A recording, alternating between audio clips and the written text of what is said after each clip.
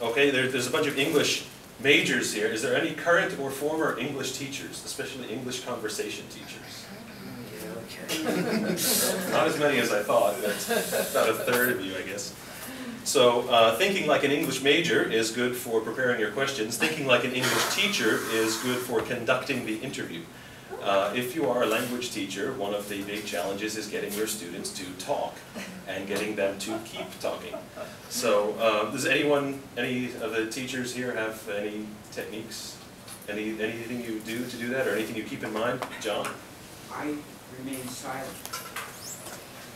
That works. You can't remain silent right from the get-go, but I ask a question, Yeah. and then I wait for them to generate their response. yeah. I'm the most patient, torturous teacher in the world.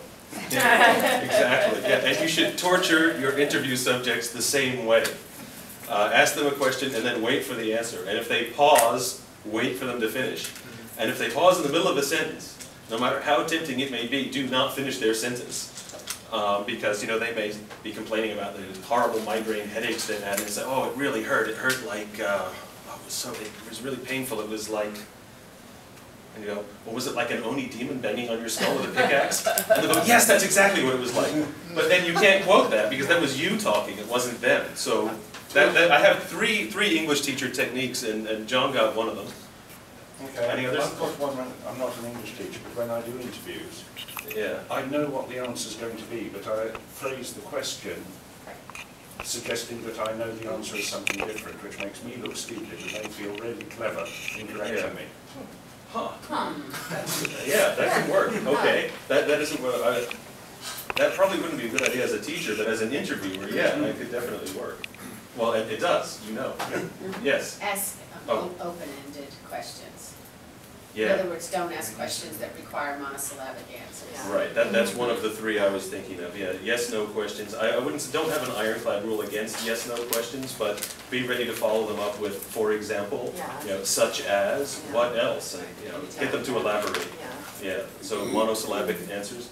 Sorry, you in the back? Well, I was the same. Oh, all right.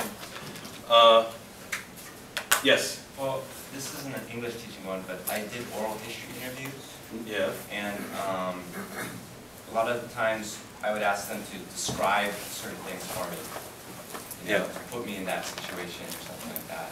Yeah, that's true. Well, that's yeah, because a description, you can't have a monosyllabic answer. They're going to have to go on and give you details.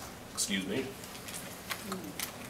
Well, the third thing I was thinking of that a teacher might do, that an interviewer can do, and it's not something I do very often, but every once in a while it works well, is bring something for show and tell.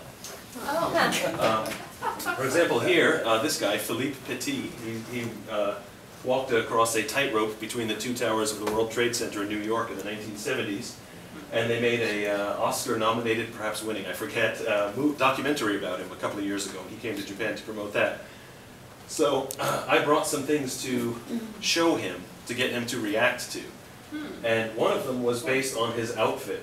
I mean, does this outfit in this setting remind anyone here of anything? He's very, very, very high above the ground, and he's wearing A cassock?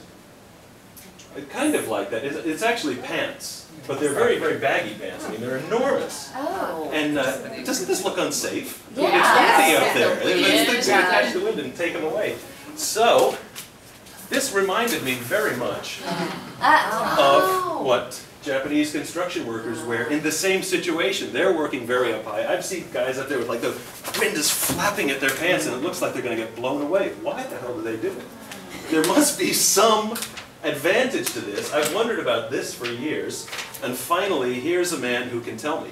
So, but he's French, he did this in New York, he may not know what Japanese construction workers wear. So I made a bunch of pictures, found them on the internet, printed them out, and brought them with me to the interview, and spread them out on the table and said, let's talk about this. And he said, this is a very stupid outfit, I shouldn't have worn this at all. He said that he was, in addition to being a high wire walker, he's a juggler and a street performer, and this is his street performing outfit. And he just wore it up there because it's what he always wore when he was performing. It actually didn't make any sense at all, and he admitted it was probably quite stupid. But then he went on to comment on the pictures I had brought, and he said he loves the way these construction workers dress. He loves the artistry of it and the beauty of it, and he would like to keep these pictures. So I was like, sure. But this wasn't the only picture I had brought. Well, anyway, so all that went into my story. Didn't really shed light on the eternal mystery of why construction workers dress this way, but I also, on the Wii Fit video game, has a thing where you're standing on the balance board and you're supposed to like walk across as if you're walking on walking across the space between two buildings on a high wire. So I thought, well, if anyone has an opinion on this, it would be Philippe Petit. So I said, you know, there's a video game, and that's as far as I got. He interrupted me. I hate video games. Video games are awful. He said, video games are death. People are letting their lives drain away. And I'm like, well, you might want to look at this. What do you think of this video game? And he suddenly became very calm, and he's like, oh, this is very interesting. I'd like to So I gave it to him, and he's like, and he's like, this is what I think of video games. So that's not, I mean, so that wasn't really a quote, but I was able to describe what he did in my story. I mean, but he was like, it just exploded. So anyway, so show and tell is another teacher's technique that can work in an interview. May not always. I mean, there's not always something you can bring, but if there is, bring it along.